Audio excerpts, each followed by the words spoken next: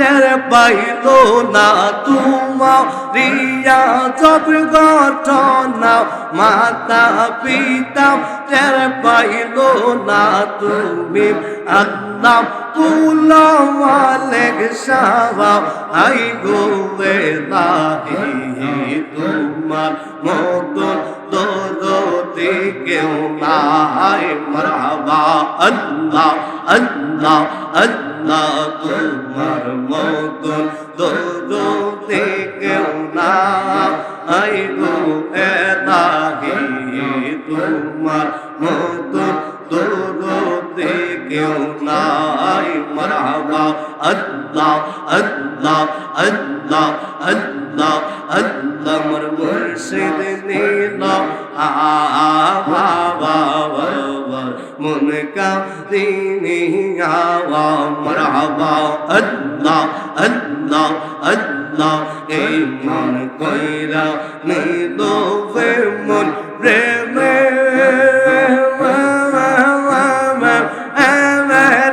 ডাক দিরে ইয়া গো আমার মুর্শিদ নীলা মন কা রে আওয়া মারহাবা আল্লাহ আল্লাহ আল্লাহ আল্লাহ আল্লাহ লা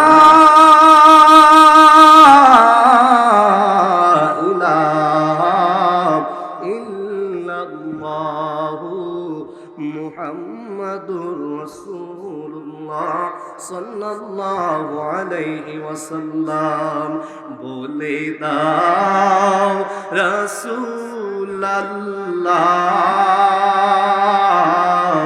দেখা পাবো মরণে বলে দাও রাসূলুল্লাহ দেখা পাবো মরণে লাখো দরুদ সালাম তোমারে নূর চরণে নূরে ভরে পর রওজা তোমার দেখিতে বড় বাসনায় আমার নূরে ভরে পরে রওজা তোমার দেখিতে বড় বাসনায় আমার আমি কবে যাব জানি না আমি কবে যাব জানি না প্রশ্ন জাগে মনে বলে দাও রাসূলুল্লাহ দেখা পাবো তোমার প্রেমে খুদা সুবহান সৃজিলেন তিনি তামাম জাহান শুনো গো দুস্ত খোদা দেখা দাও অতি গোপনে শুনো গো দুস্ত খোদা দেখা দাও অতি গোপনে বলে দাও রাসূলুল্লাহ দেখা পাবো মরণে সকলে একটু মুখতাসার দোয়া করি আল্লাহুম্মা আমিন মাবুদ তোমায় ডাকলে নিজরাই গো মন আল্লাহ জপলে নিজরাই গো প্রাণ ওরে না দেখলে দুই নয়নে নয়নে রে আল্লাহ পুরো আল্লাহ জানোই তুমি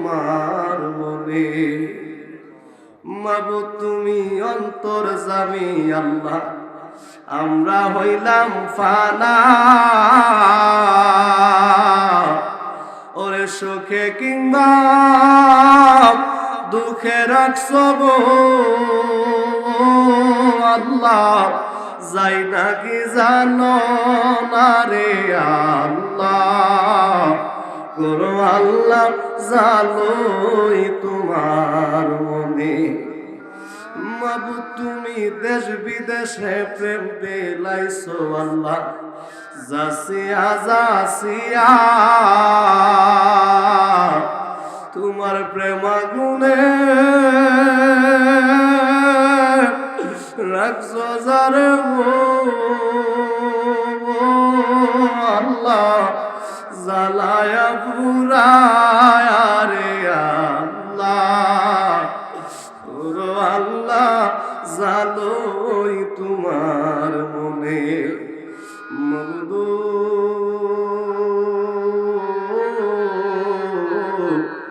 আল্লাহ মায়ার নজর করে তাকা দেখেন পবিত্র মাহে শাবানের চাঁদে 11 শরীফের রজনী গো আল্লাহ, আল্লাহ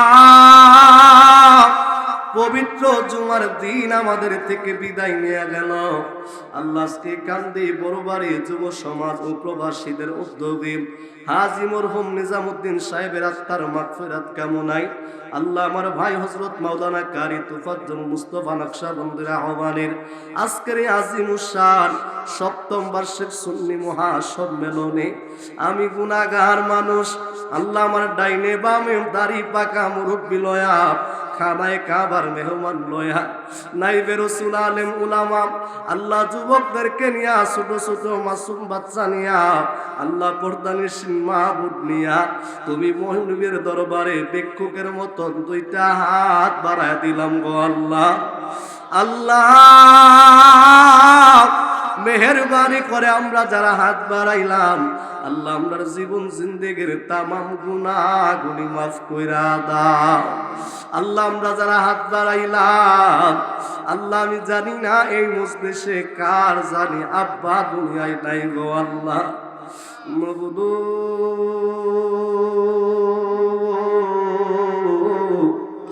আমি জানি না কে জানি আমার মতন মা হারা হয়ে হাত বাড়াইছে গো আল্লাহ। আল্লাহ এমন কোন সন্তান জানি গো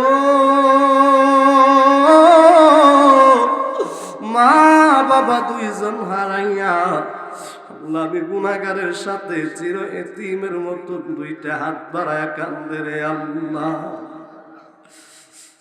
আমি আর কারে ডাকিব মাগো মা বলিয়া, মাঝে আমার জয় লাগেছে দিব না, আমি কারে ডাকিব, আমি কারে ডাকিব ও বাবা বাবা বলিয়া, বাবা আমার জয় লাগেছে জনমের লাগিয়া, আমি কারে ডাকিব ও আল্লাহ গো। কত আদর করেছে মাই আমায় বুকে কুলে নিয়া,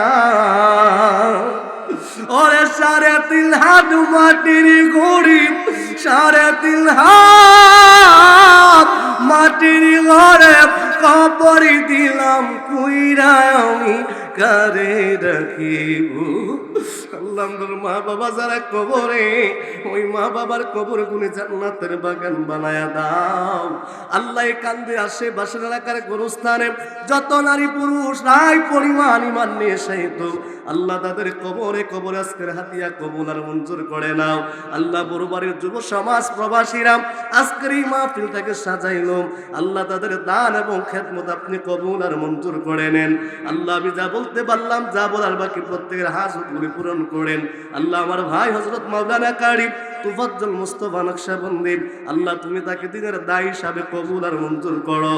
আল্লাহ হক্কানি রব্বানি আলিম হিসাবে তারে কবুল আর মঞ্জুর করে নাও। وصلى الله تعالى على آخر خلق محمد وآله والصحابة أجمعين। মৌত নিদানের কালে আমাদের জবানে এবং কলবে জারি করে দিন ঈমানি মধুর কালিমা লা ইলাহা ইল্লাল্লাহু মুহাম্মাদুর রাসূলুল্লাহ সাল্লাল্লাহু আলাইহি ওয়াসাল্লাম। আলহামদুলিল্লাহ ওয়া শুকরিল্লাহ ওয়াস সালাতু ওয়াস সালামু আলা হাবিবিল্লাহ। ঐতিহ্যবাহী কান্দি বড়বাড়ি যুব সমাজ ও প্রবাসীদের উদ্যোগে আয়োজিত জান্নাতে নিব। কিন্তু আজকে টুপিওয়ালা দাড়িওয়ালা মোল্লা বের হইল, যে মোল্লা ফতুয়া দেয় কিয়ামতের ময়দানে নবী পরের কল্যাণ করবে কি?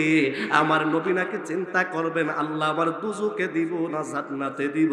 চিৎকার দিয়া কি নাউজুবিল্লাহ বলা যায় না? সামনে রমজান মাস, কিছু নাপিত বের হবে তারাবির নামাজ কাটছাট করার জন্য। কথা কোন ঠিক কিনা? সারা জিন্দিগি 20 রাকাত তারাবির নামাজ পড়লেন, যেই নাপিত তারাবির নামাজ 8 রাকাত কয়, ওই নাপিত তারাবির নামাজ জামাতে পড়ে। মোল্লা তুমি জানো নি নবীর যুগে তারাবির নামাজ জামাতে ছিল না? কথা বলেন ঠিক কিনা? আবু বকর সিদ্দিকের যুগেও তারাবির নামাজের জামাত ছিল না। হযরত ওমর ফারুক আজম রাদিয়াল্লাহু তাআলা আনহুর জামানায় হযরত ওমর একজন কারি সাহেবকে ডাকাইয়া হযরত ওমর 20 রাকাত তারাবির নামাজের জামাত চালু করে দিলেন। হযরত ওমর 20 রাকাত তারাবির নামাজ বুঝলেন, আর মোল্লা ফতোয়া দেয় 8 রাকাত তারাবির নামাজ আছে না নাই? ওই মোল্লাদের ফতোয়া আমগো দেশের কিছু প্রবাসী ইনপুট করে, আসেনি? আছে না? আছে না? সৌদি আরব থেকে আসার পরে এই দেশে ইনপুট কইরা আনে কি আনে? তারাবির নামাজ 8 রাকাত। কয়নি? তো আমি তাদের ব্যাপারে একটা চমৎকার একটা গল্প করছিলাম, শোনাবো আপনাদেরকে। তাদের গল্পটা কেমন আমি একটু বলি, শোনেন। মনে করেন আমার চাচা, বাজার আপনি রাগ করেন না, আপনারা দিয়া কইতাছি, কারণ সামনে যেহেতু আপনি পড়ছেন। আচ্ছা দুইজনই ধরি, একজন রাগ করলে আরেকজন তো রাগ করতো না। কথা কোন ঠিক কিনা? মনে করেন চাচার বিবাহ বার্ষিকী। কি বার্ষিকী? কইবা আবার রাগ করেন না, বিবাহ বার্ষিকী। এখন ফুতের বউ ধরছে, কয় আব্বার বিবাহ বার্ষিকী, বহু বছর পরে আব্বাই বাঁচে না মরে, আমরা কত সেলিব্রেশন করলাম, কেউ এখনকার সেলিব্রেশন হয়নি। এখন বাপের ফুতে কাপড় কিনা দিব, বাপের বিবাহ বার্ষিকী অনুষ্ঠান করব, সব আয়োজন করা হয়েছে। চাচারা একটা পায়জামা দিছে, ঘটনাক্রমে সাইজে যায় একটু বেশ কম, 4 আঙ্গুল লম্বা হয়ে গেছে। কয় আঙ্গুল? 4 আঙ্গুল বা 8 আঙ্গুল লম্বা। এখন চাচা ফিন্দা দেখে কিরে, এটা তো পায়জামা হয়েছে না, এটা তো বড় হয়ে গেছে, লম্বা মারি দেয়া হেসরায়। এখন চাচা কাপড় এটা লইয়া চাষির কাছে গেছে, যায় কইও আবার আপনি কথা কইতেছেন, ওই মুরব্বীর কথা কই, যায় কইতেছে দেখো না আমার পায়জামাটা দিলা, সকালবেলা তো অনুষ্ঠান। কয় কই এটা তো লম্বা, একটা কাজ করো, 4 আঙ্গুল কাইটটা 4 আঙ্গুল ভাঙ্গা দিয়ে একটা শিলি দিয়া লাও, তৈলে এটা ফিন্দা যাওন যাইব। কত কইছে মনে রাখেন, বললাম 4 আঙ্গুল কাইটটা 4 আঙ্গুল ভাঙ্গা দিয়া শিলি দিয়া দিল, এটা ফিন্দা যাওন যাইব। চাষি কোন পুরা বয়সে বুঝে আমি রাত্রিবেলা শুই সুতালে ডুয়াইতাম, আমি পারতাম না, দৌড় এটা নিয়ে সাইডারে লইছে, হাত লইয়া সামনে গেছে, যে ফুতের বলে রাখতেছে, মাগো কাপড় তো কিনছো ঠিক আছে, কাপড় তো লম্বা, সকালে তো অনুষ্ঠান, রাত্রিবেলা যাবো কই, এটা আনছিলাম একটু 4 আঙ্গুল কাইটটা 4 আঙ্গুল ভাঙ্গা দিয়া যদি এটা সিলাই জ্বালাইতা, তাই না আমি পিনতারলাম। হইলে ফুতের বউ আব্বা আপনার নাতি যে জ্বালান জ্বালাইতেছে, আমি পারতাম না, লইয়া যান। ফুতের বউ দিল ফিরায়, এবার আটতে আটতে সামনে গেছে, জিয়ের কাছে যায়, মারে এই কাপড়টারে 4 আঙ্গুল কাইটটা 4 আঙ্গুল ভাঙ্গা দিয়ে একটু সিলাই দিলাইলে আমি সকালে ফিন্দা অনুষ্ঠানটা যাইতাম, আমি যাইতাম না। যে আমার কত সাজগুজ আছে, তুমি আইসো অনিতারে, আমি পারতাম না, যাওয়ার দিকা। কয়জন গেছে বাজান? 3 জন নেই। চাচাকে দূর যা কিতা করবো, এটা সামনে নিয়ে বারান্দার মধ্যে যে দড়িটা আসলে মধ্যে লটকায় আবার পায়জামাটা থইয়া দিত। চাচা সুন্দর করে ঘুমাইছে।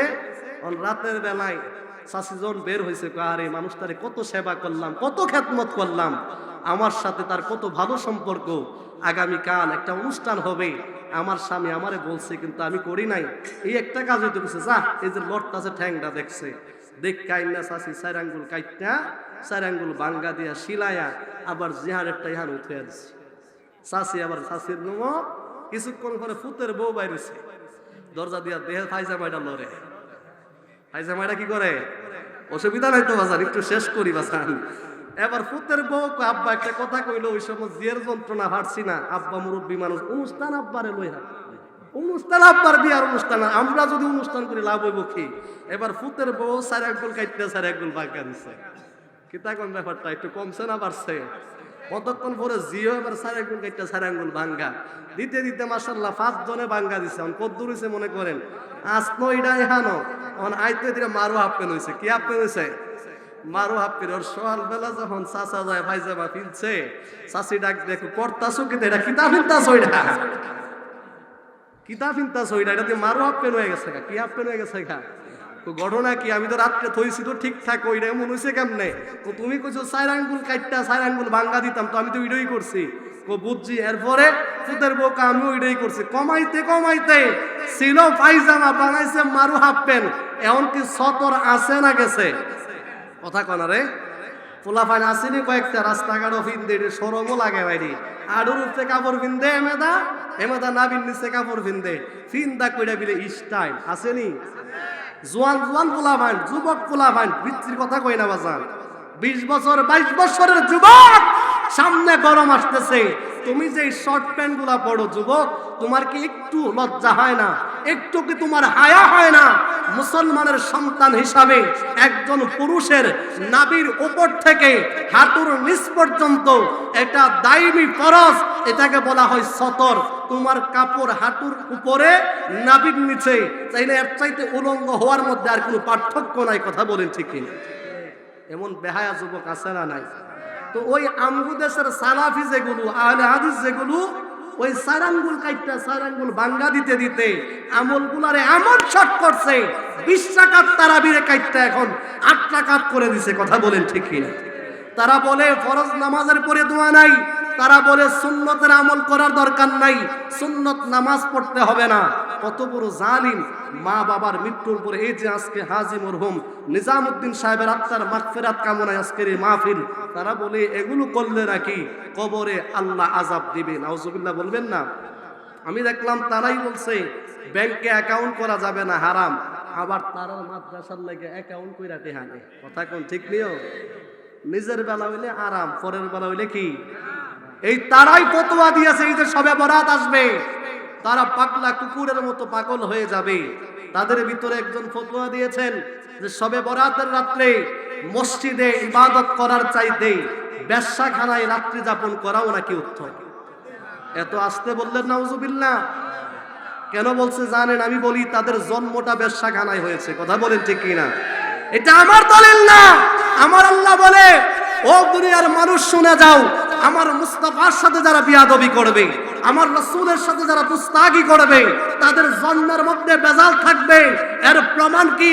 ওয়ালিদ বিন মুগীরার প্রমাণ দিয়ে আমার আল্লাহ কিয়ামত পর্যন্ত প্রমাণ করে দিলেন, যারা রাসূলুল্লাহর শানে দুস্তাগি করবে সত্যিকার অর্থে তাদের জন্মে বেজাল। কথা বলেন ঠিক কিনা? শবে বরাতের রাতের ইবাদত সম্পর্কে অনেক হাদিস আছে, আজকে জুমাতে আলোচনা করেছি। তিরমিজি শরীফের হাদিস আছে, বাইহাকি শরীফের হাদিস আছে, মিশকাতের হাদিস আছে। অথচ তারা এই হাদিসগুলো পড়ে না, এই হাদিসগুলো দেখে না। ইরানের টাকা খেয়ে কিছু মানুষ শিয়া হয়ে যায়, আর এই সালাফি মোল্লাগুলো আমেরিকার ডলার খেয়ে ইহুদিদের ডলারের কাছে নিজেদের কালারটাকে পাল্টিয়ে দিয়েছে। কথা বলেন ঠিক কি? কষ্ট হচ্ছে আপনাদের? বাজান খারাপ লাগতেছে মনে হয়? আল্লাহুম্মা সাল্লি লা মুহাম্মাদ ওয়া আলা আলি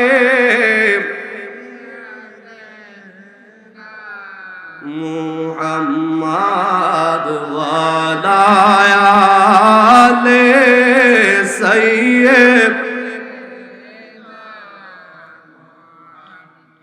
বন্ধু নাই রে, বান্ধব নাই রে, যে জাগায় ওই জাগারো বন্ধু নবী। মুস্তাফা আল্লাহ জুড়ে সাল্লে আলা ওয়া আলা আলি সাইয়্যিদিনা। আমার আপুজিরা, বাবাজিরা, ভাইরা, বন্ধুরা আমার, বলতেছিলাম উযাইর আলাইহিস সালাম নিজের ঘরের দরজায় গিয়ে নক করলেন। দরজা খোলা হলো, তাকায়া দেখেন বৃদ্ধ মহিলার চুলগুলো পেকে গেল, চোখে দেখে না, কানেও শুনে না, হাঁটতেও পারে না। বৃদ্ধ মহিলাকে দেখার পরে উযাইর আলাইহিস সালাম চিনতে পারলেন। ডাক দিয়ে বলেন, তুমি আমার বাড়ির কাজের মহিলা ছিলা। আমি যখন বাড়ি থেকে বের হয়ে যাই তোমার বয়স তখন 20 বছর ছিল। মহিলাটা ডাক দিয়ে বলে, ও আল্লাহর পয়গম্বর, আজকে 100 বছর হয়ে গেল। কোন মানুষ উযাইর আলাইহিস সালামকে স্মরণ করে না, কেউ তারে মনে রাখে না। 100 বছর হয়ে গেল উযাইর পয়গম্বরকে কোনো খোঁজ খবর পাওয়া যায় না। তুমি আজকে এসে বলতেছো তুমি আল্লাহর পয়গম্বর উযাইর, আমরা কেমন করে তোমার কথা বিশ্বাস করব, আমাদের বুঝে আসে না। মহিলাটা এবার ডাক দিয়ে কই, তুমি যদি আল্লাহর পয়গম্বর উযাইর হয়ে থাকো, আমার কাছে আসো, আমি তোমার সেবা করেছি, আমি তোমার খেদমত করেছি, আমি তোমার হাত ধরলে আমি বুঝতে পারবো তুমি আল্লাহর পয়গম্বর কিনা। আমি তোমার শরীরের গন্ধ যদি নিতে পারি, আমি বুঝতে পারবো তুমি আল্লাহর পয়গম্বর কিনা। আল্লাহর পয়গম্বর উযাইর আলাইহিস সালাম বৃদ্ধ মহিলাটার কাছাকাছি যখন গেলেন, বৃদ্ধ মহিলা উযাইর নবীর শরীরের ঘ্রাণ পাইয়া চিৎকার দিয়া কান্দে, চোখে দিয়া পানি বের হয় না। মহিলাটা কান্দে আর ডাক দিয়া কই, আল্লাহর কসম করে বলি, আপনি আল্লাহর পয়গম্বর উযাইর আলাইহিস সালাম, এর মধ্যে কোনো সন্দেহ নাই, কারণ আপনার শরীরে ঘ্রাণ বলে দেয় আপনি আল্লাহর নবী উযাইর আলাইহিস সালাম। জবানটা খুলে কি আল্লাহু আকবার বলা যায় না? বাবারা, ভাইরা, বন্ধুরা আমার, পৃথিবীর জমিনে একমাত্র মা যেই ব্যক্তি সন্তানের কণ্ঠের আওয়াজ পাইতে হয় না, একমাত্র মা যেই ব্যক্তি সন্তানকে চোখ দিয়ে দেখতে হয় না, একমাত্র মা যেই ব্যক্তি সন্তানের শরীরের ঘ্রাণ পাইলেই বুঝতে পারে এটা নিজের সন্তান। কথা বলেন ঠিক কিনা? বন্ধুরে আমার, জনম দুঃখিনী মা সন্তানের শরীরের ঘ্রাণ পাইলে বুঝতে পারে এটা আমার সন্তান, এটা আমার জাদুমণি। এমন চিকিৎসা বিজ্ঞান এখনো আবিষ্কার করতে পারে নাই। শরীরের ঘ্রাণ শুনে মায়ের মতো চিকিৎসা কেউ দিতে পারবে না। পৃথিবীর ডাক্তার তোমারে পরীক্ষা করে বলবে তুমি অসুস্থ, পৃথিবীর ডাক্তার তোমাকে পরীক্ষা নিরীক্ষার পরে বলবে তুমি সুস্থ। কিন্তু পৃথিবীর জমিনে আমার আল্লাহ এমন একজন ডাক্তার দিলেন, যেই ডাক্তার তোমারে পরীক্ষা করতে হয় না, যেই ডাক্তার তোমাকে ল্যাবের টেস্ট করতে হয় না, যেই ডাক্তার তোমাকে ঢাকা যেই কোন স্পেশালিস্ট হসপিটালে নিয়ে তোমাকে টেস্ট করার প্রয়োজন হয় না। তোমার আমার চেহারাটার দিকে তাকাইলে তিনি বুঝতে পারে রে, তিনি দুনিয়ার অন্য কেউ না, তিনি হলো তোমার আবার জনম দুঃখিনী মা। মা যখন সন্তানের চেহারার দিকে তাকায়, মা বুঝতে পারে সন্তানটা অসুস্থ। মা সন্তানের চেহারার দিকে তাকাইলে মা বুঝতে পারে সন্তানটা পেরেশানির ভিতরে। বিশ্বাস যদি না হয়, জীবনে যদি কোনোদিন টেনশনে পড়ে যাও, মায়ের সামনে যাইবা, মায়ের কাছে জবান দিয়ে বলা লাগবে না, মা তোমার চেহারাটা দেখেই বলে দিবে জাদু কি হয়েছে, তোমার চেহারাটা মলিন কেন? পৃথিবীতে একটা মাত্র যন্ত্র আছে রে, সেই যন্ত্রটা হলো মায়ের চোখ। যে চোখ থেকে সন্তানের দুঃখ কষ্ট আড়াল করা যায় না। জবানটা খুলে বলেন ঠিক কিনা?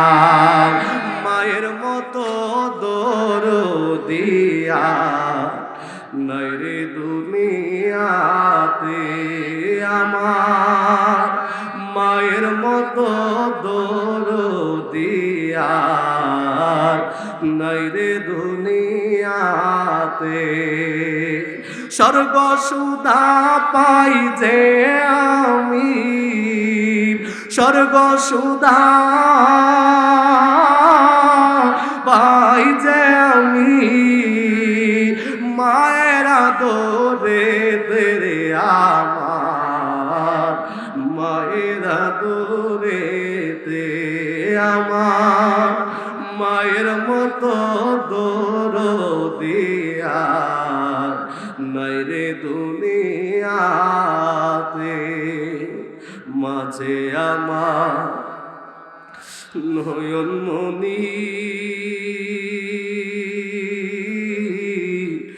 মাঝে আমার সোনার খনি, মাঝে মহান মায়া। ও মা পরাজয়ে দেই ভরসা মায়ে, পরাজয়ে দেই ভরসা, নৈরাশ নামা করে রে আমার মায়ের আদরেতে, আমার মায়ের মতন দরদিয়া নাই রে দুনিয়াতে। এই আমার যুবক,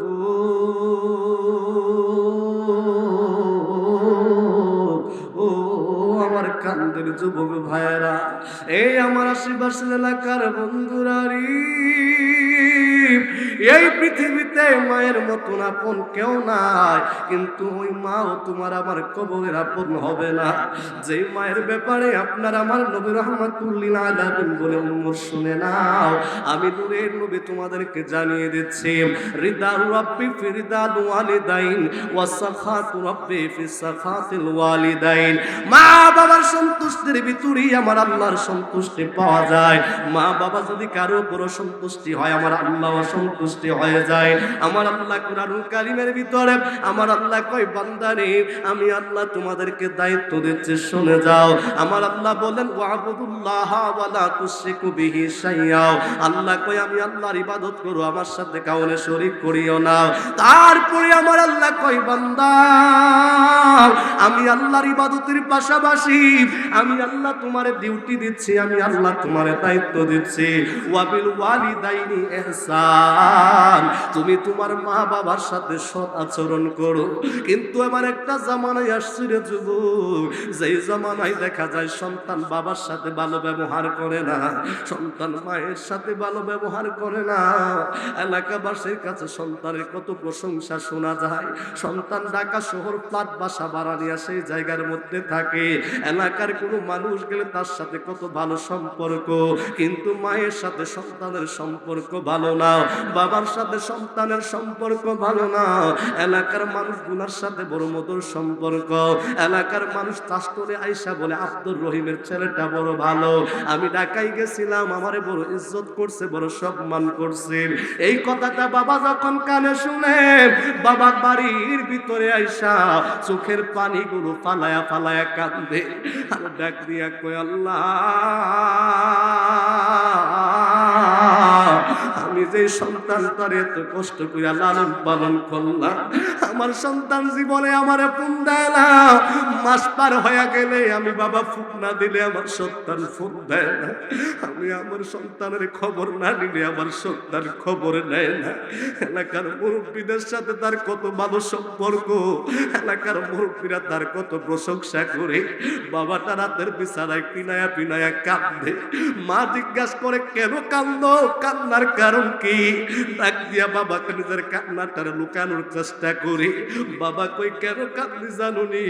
আজকে চাষ করে শুনে আসছি আমার ছেলের প্রশংসা, আমার ছেলে এলাকার প্রত্যেকটা মুরব্বীর সাথে যোগাযোগ করে, এই জন্য আমি খুশিতে আত্মহারা হইয়া কান্দি।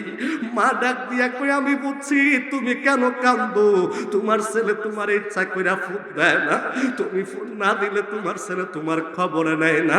এই দুঃখ বুঝার পর জন্য যদি দুঃখটারে লালন কইরা তুমি এই দুঃখটারে আড়াল করার জন্য আমার সাথে তুমি মিথ্যা কথা বলো, এত বছর তোমার সাথে সংসার করি, আমি কি তোমারে চিনি না? জোরে কি আল্লাহু আকবার বলা যাবে না? যুবক তুমি জানো নি, রাতের আধারে যদি তোমার আমার মা যদি চোখের পানিটা ফালাইয়া আল্লাহর কাঠ করায় যদি বিচার দায়ের করে রে, আল্লাহর কসম করে বলে দিয়ে যায়, যত বড় তুমি মাওলানা মুফতি মুহাদ্দিস হও না কেন, খোদার কসম করে বলে দিয়ে যায়, মায়ের দুইটা চোখের পানি যদি তোর বিপরীতে চলে যায়, বাবার দুই ফোঁটা চোখের পানি যদি তোমার বিপরীতে চলে যায়, আমার আল্লাহ তোর আমলগুলারে কোনো কাজে লাগাবে না, আমার আল্লাহর সন্তুষ্টি তুমি পাইবা না। হয়তো আমি লম্বা সময় পাবো না, হয়তো ঘটনাগুলো শেষ করতে পারবো না। একজন ব্যক্তির ঘটনা পাওয়া যায় যার নাম হলো আব্দুল্লাহ যুল বাজাদাইন রাদিয়াল্লাহু তাআলা, যিনি আমার নবীর একজন সাহাবী ছিলেন। মা ছেড়ে দিল, আত্মীয় স্বজন ছেড়ে দিল, নবী তারে ছাড়ে নাই। আল্লাহ রাব্বুল আলামিন তার জান্নাতি হিসাবে ঘোষণা দিলেন। আরেকজন ব্যক্তির নাম পাওয়া যায়, ও যুবক ভাইয়েরা আমার একটু মনোযোগ দিয়ে শুনে যাও, বন্ধুরে আমার, যার নাম হলো হযরতে হাবিবে ইয়ামান রাহমাতুল্লাহি আলাইহি। ওই হাবিবে ইয়ামানের মা শুধুমাত্র একদিন সন্তানের উপর বেরাজি হইয়া, সন্তানের উপর অসন্তুষ্টি হইয়া সন্তানরে বদদুয়া দিল। কেন বদদুয়া দিল? সন্তান কি মারে কষ্ট দিল কয় না। কেন বদদুয়া দিল? সন্তান কি মারে লাথি দিল কয় না। কেন বদদুয়া দিল? সন্তান কি মারে খাবার দেয় নাই কয় না। কিতাবের ভিতরে পাওয়া যায় হযরতে হাবিবে ইয়ামানি রাহমাতুল্লাহি আলাইহি মা দক্ষিণের সাথে ছোটবেলা থেকে মায়ের খেদমত করে, মায়ের সেবা করে, মায়ের কাজ করে দেয়। মা দক্ষিণী নামাজের মুসাল্লাটা বিছাইয়া আল্লাহর কাছে দুইটা হাত তুলে দোয়া করি, আল্লাহ আমি মা তোমার কাছে দোয়া করি তুমি আমার হাবিবরে ওলির দরজা দান করে দাও। আল্লাহ আমি মা তোমার কাছে দোয়া করি তুমি আমার সন্তানটারে ওলিউল্লাহ বানায়া দাও। আমার আল্লাহ মায়ের দোয়া ফেরত দেয় না, আমার আল্লাহ হাবিবে ইয়ামানি রে আল্লাহর ওলি বানায়া দিলেন। জোরে কি সুবহানাল্লাহ বলবেন না? মাগো আমায় করবেন দোয়া, যাবো আমি, মাগো আমায় করবেন দোয়া, যাবো আমি। তুমি যদি করো দুয়া আল্লাহ পাকের হবে দয়া, দয়াল নবীর হবে মায়া, মাগো দয়াল নবীর হবে মায়া, নিবে নামায় মাদিনায়, মাগো আমায় করবেন দোয়া, যাবো আমি মদিনায়। ওরে থকরি নাই গো আমার মা, যাবো আমি সে জায়গায়। ওরে থকরি নাই গো আমার মা, যাবো আমি সে জায়গায়, মাগো আমায় করবেন দোয়া, যাবো আমি। বুক ভরা আশা নিয়া কাঁদি দিদার লাগিয়া, বুক ভরা আশা নিয়া কাঁদি দিদার লাগিয়া, দয়াল নবী হইলে আমার মাগো, দয়াল নবী হইলে আমার, আমার কি মরণের ভয়, মাগো আমায় করবেন দোয়া, যাবো আমি। যুবক, ও যুবক ভাই, তোমার পাগুলো আমার সামনে উঠায় দাও, আমি তোর দুইটা পায়ে হাত দিয়ে বলে দিয়ে যাই, যুবক রে, এই পৃথিবীতে সফলতা যদি চাও, মায়ের কদমগুলোর মধ্যে ঝইরা, মায়ের কদমের মধ্যে চুমা দিয়া মায়ের কাছে দোয়া চাও, আমার আল্লাহ তোমার সফলতার উচ্চ জায়গায় পৌঁছে দিবেন। আমি শামসুল আলম হুসাইনি এতটুক পর্যন্ত এসেছে শুধু আমার মায়ের দোয়ার কারণে। আল্লাহ রাব্বুল আলামিন যতটুকু ইজ্জত দিয়েছে শুধু মায়ের দুয়ার বদলতে। এ যুবক ভাই আমার, আমি দেখেছি আমার মা আমার জন্য কত কান্না করেছে, আমি দেখেছি আমার মা কত রাত আমার জন্য দোয়া করেছে। কিন্তু যুবক তুমি জানোনি, যেদিন আমি আমার মাটারে হারায়া ফেললাম ওই দিন বুঝতে পারলাম রে যুবক, আমার সফলতার চাবি বুঝি হারায়া গেল, আমার সফলতার চাবি বুঝি হারায়া গেল। এই জন্য যুবক একটু মনোযোগ দিয়ে কথাগুলো শুনে যাও। মায়ের দোয়ায় হাবিবে ইয়ামানি ওলি হয়ে গেলেন। মায়ের দরবারে যায় কয়, মা আমি মক্কা মদিনা যাইতে চাই, নবীজির রওজা মুবারক জিয়ারত করতে চাই। মা ডাক দিয়ে বলে, হাবিব এই বছর যাও না, তুমি আগামী বছর যাও, আমি মায়ের সেবা করো। সন্তান একদিক দিয়া নবীর প্রেম, আর একদিক দিয়া মায়ের ভালোবাসা। সন্তান চিন্তা করে আমার মনে বড় আশা, আমার মনে বড় ইচ্ছা মদিনায় যাব, কিন্তু মা নিষেধ করলো, কি করব? হাবিবে আমার চিন্তা করে, মা যদিও নিষেধ করেছে, ইয়ামেন দেশ থেকে মক্কা তো বেশি দূরে না, আমি হাবিবে আমারই মক্কায় মদিনায় যাইয়া আবার না হয় চলে আসবো, মা তো বুঝতে পারবে না, মায়ের সেবা যত্নের তো কোনো কমতি হবে না। এবার হাবিবে আমানি সর্বশেষ চিন্তা করলেন, মদিনার জল্পনা কল্পনা বুকের মধ্যে নিয়ে আমি মদিনায় যেতে চাই। জোরে কি আল্লাহু আকবার বলবেন না? আমার মনে জল্পনা কল্পনা নবী যাব আমি সোনার মদিনা। বলো আমার মনে জল্পনা কল্পনা নবী যাব আমি, বলো যাব আমি সোনার মদিনা। নবী নবী গো যাব আমি, নবী তোমার নামে এত জাদু, জপিলে মনে হয় মধু।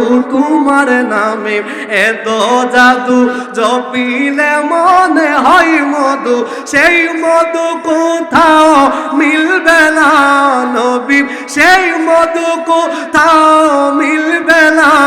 নবী নবী গো যাব আমি সোনার, বলেন আমার মনে জল্পনা কল্পনা নবী যাব আমি সোনার মদিনা।